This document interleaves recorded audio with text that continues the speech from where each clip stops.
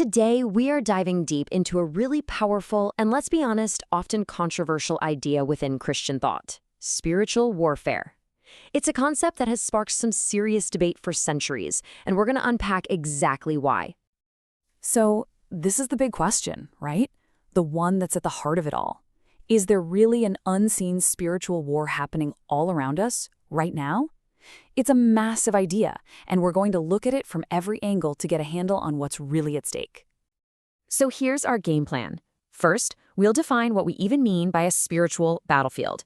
Then we'll get into the case for it, but also hear some really important words of caution. After that, we'll explore a more nuanced view before we wrap it all up with the final takeaway. Okay, so first things first, what exactly is a spiritual battlefield? Before we can really jump into the debate, we all need to be on the same page about what this core idea actually means. At its core, spiritual warfare is this belief that unseen spiritual beings, you might know them as demons, are actively working in the world. And their goal, according to this view, is to cause harm to believers and to try and pull them away from their faith. That's the fundamental idea we're going to be playing with today. And it's super important to remember, this is not some new fringe idea. Nope. This debate has been a really central part of Christian thinking for literally centuries. All right, now let's look at the case for spiritual warfare. What are the key arguments? What parts of Scripture do people point to back up this belief? Proponents will often point to Scripture just like this passage from 1 Peter. The imagery of a roaring lion, that's incredibly powerful, right? It suggests a very real, very active, and frankly dangerous enemy that you have to be on guard against. And this belief isn't just theoretical. It leads to very specific actions. People who believe this advocate for practices like prayer and fasting as a kind of spiritual defense. They also get involved in what are called deliverance ministries, which are all about directly confronting and, casting out what they believe to be evil spirits. Support for this view also comes directly from Jesus' teachings, like in the parable of the weeds. In that story, an enemy, who is understood to be Satan, is actively sowing chaos. This really suggests that spiritual opposition is just a core part of the whole experience.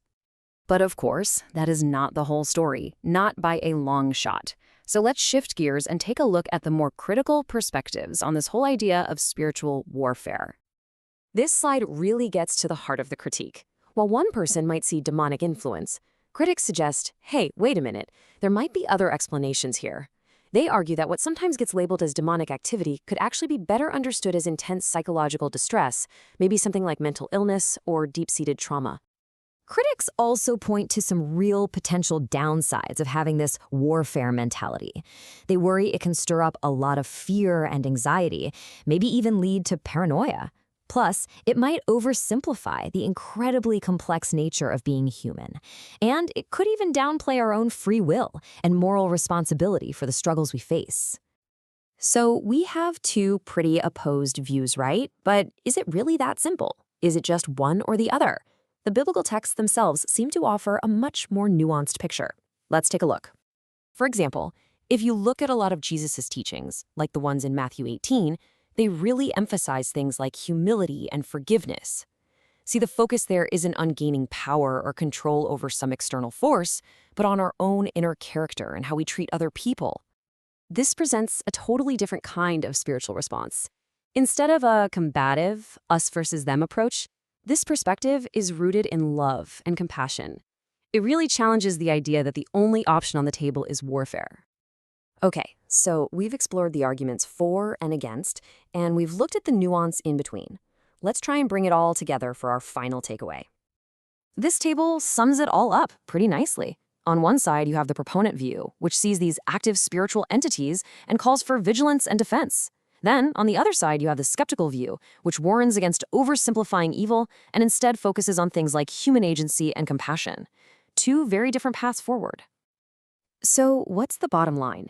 Ultimately, this idea of spiritual warfare isn't inherently good or bad. It's really a double-edged sword. Its impact totally depends on how it's understood and, more importantly, how it's applied by individuals and communities. So, we'll leave you with this question to chew on. Beyond any one specific belief system, how do our own personal ideas about unseen forces shape the way we see the world, the way we understand our struggles, and how we interpret our own actions? It's a big one to think about. Thanks for joining us for this explainer.